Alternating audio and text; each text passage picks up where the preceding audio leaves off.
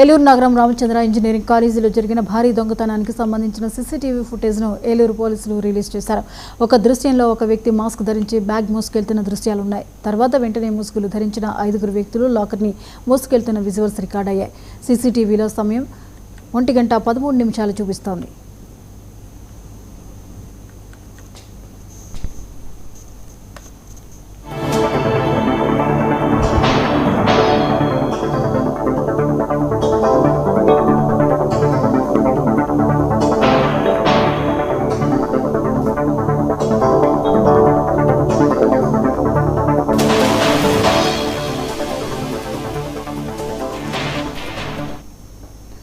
జిల్లా కేంద్రమైన ఏలూరు సమీపంలోని 16వ నెంబర్ జాతీయ రహదారి పక్కనే ఉన్న రామచంద్ర ఇంజనీరింగ్ కాలేజీలోకి సోమవారం అర్ధరాత్రి దొంగలు ప్రవేశించి లాకర్ పగులగొట్టి 78 లక్షలు అపహరించుకుపోయారు.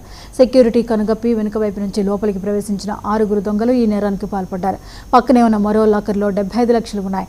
ఆ లాకర్ తెరవలేదు. కళాశాల మేనేజింగ్ డైరెక్టర్ కోరపాటి సాయి రోహిత్ మంగళవారం రాత్రి ఏలూరు 3 టౌన్ పోలీసులకు ఫిర్యాదు చేశారు. పోలీసులు కేసు నమోదు చేసి దర్యాప్తు చేపట్టారు.